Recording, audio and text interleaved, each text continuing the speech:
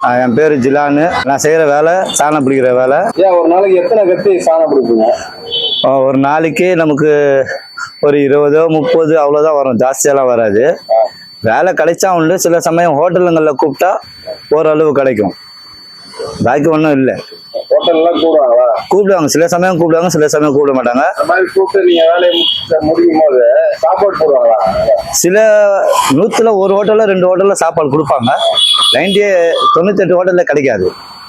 இவ்வளவு கத்தி வச்சிருக்கீங்க, இந்த கத்தி எல்லாம் எது இருக்கு, என்னத்துக்கு அதெல்லாம் கேட்பாங்களா? வெங்காயம் வெட்டுறதுக்கு தனி. இது முஸ்லிம்ஸ் ஆளுங்க வாங்குற கத்திங்க, நைஸ் கத்திங்க. அது முஸ்லீம் ஆளுங்க மாத்திரம் தான் விரும்புவாங்க. சில சமயம் 1-2 கத்திங்க வெளியாள் விரும்புவாங்க. இதெல்லாம் ஹோட்டல் கத்திங்க தான், நார்மலா எல்லாருமே வாங்குற கத்திங்க. இது காய்கறி வெட்டுறதுக்கு தனி கத்தி, கறி வெட்டுறதுக்கு தனி கத்தின்னு இருக்கா? இருக்கு. அது தனித்தனியா வச்சிருக்கோம். ஏன்னா கறி வெட்டுற கத்திங்க சின்ன சின்னதா வரும். நம்ம அதெல்லாம் எடுத்துன்னு வரக்கூடாது. கேட்ட மாத்திரம் எடுத்துன்னு வந்து கொடுத்தா போதும். அது நம்ம அதிகமா யூஸ் பண்ணக்கூடாது. கேட்கறவங்க மட்டும் தான் கொடுக்கணும். எள்ளு வெட்டுறதுன்னு கேட்பாங்களா? கேட்பாங்க. அந்த மாதிரி கத்திங்க நம்ம கிட்ட இல்லை. ஏன்னாக்கா அது கடையில் ஆர்டர் பண்ணுறதை விட நீங்கள் ரெடி பண்ணிக்கிறது அது நல்ல பெஸ்ட் பொருளாக இருக்கும். சரிங்களா? நம்ம எத்தனை வந்து கொடுக்குறது இரும்புல தான் வரமே தவிர சிலது நல்லா இருக்காது, சிலது நல்லா வரும். எப்படி சாணம் பிடிப்பீங்க அதில்?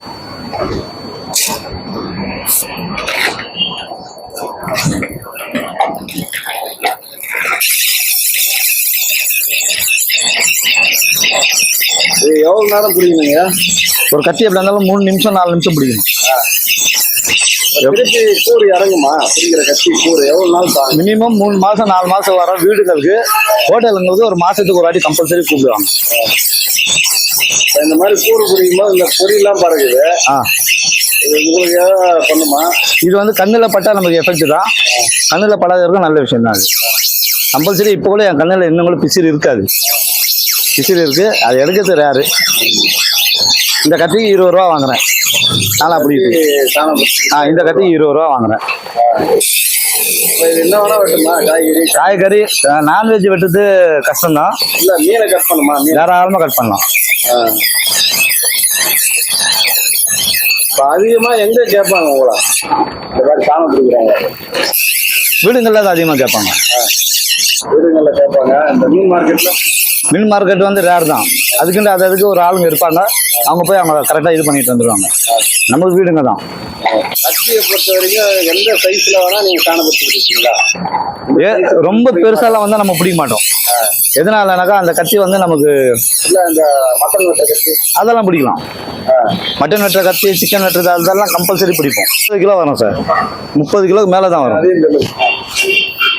இது ஒரு மிஷின் தூக்கி நடக்கிறது தான். நீங்க அண்ணா நகர்ல இருக்கோம். இவர் அண்ணா இந்த வெயில்ல கூட பார்த்தீங்கன்னா 6 கிலோமீட்டர் 7 கிலோமீட்டர் நடந்து இதனுடைய விலை, இதனுடைய வெயிட் பார்த்தீங்கன்னா 30 கிலோ தூக்கி வைங்க. நான் பார்க்கலாம்.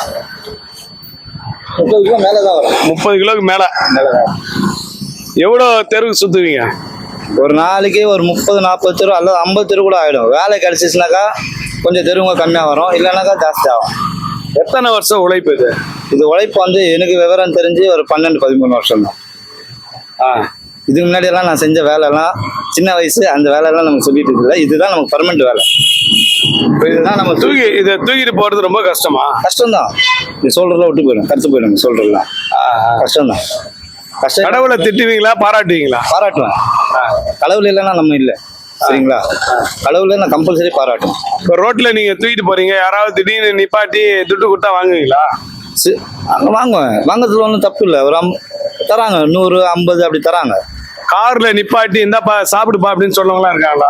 இருக்கிறாங்க. ஒரு சிலர் இருக்காங்க. 100ல் ஒரு 5% இருக்காங்க. அது வாங்கியிருக்கேன். இன்னைக்கு வருமானமே வரலன்னா கடவுளை திட்டுவீங்களா, பாராட்டுவீங்களா? கம்பல்சரி திட்ட மாட்டேன். அப்படியே கம்பல்சரி திட்ட மாட்டேன். ஏன்னாக்கா இன்னைக்கு நமக்கு ஆண்டவன் எடுத்துனது இதுதான். இன்னைக்கு இல்லைனாலும் நாளைக்கு சம்பாதிப்பேன்ற ஒரு தைரியம் எனக்கு மனப்பான்மை ஆண்டவன் கொடுத்துருக்காரு. அதனால இன்னைக்கு மாத்திரம் இது பண்ண மாட்டேன். ஆனா என்ன மாத்திரம் பண்ணும். இன்னைக்கு இந்த அளவுக்கு சம்பாதிக்கணும்னு ஒரு எண்ணம் மனசுல கொண்டு வரோம். ஆண்டவன் அருளால எது ஒன்று கிடைக்கும். ரவுடிங்கெல்லாம் கத்தியை கொடுத்து சீவு பண்ணுவாங்களா? இது வரைக்கும் நான் அந்த வேலை பண்ணதில்லை, பண்ணவும் மாட்டேன். எதனா ஒரு சாகு போக்கு சொல்லிட்டு போயிட்டே இருக்கும்.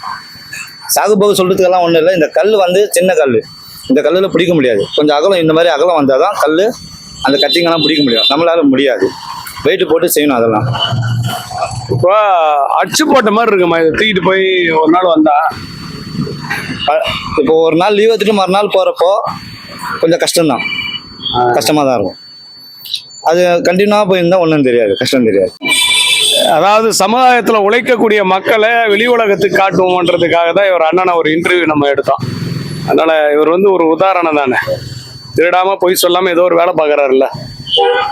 ஓகே, சரிங்க சார்.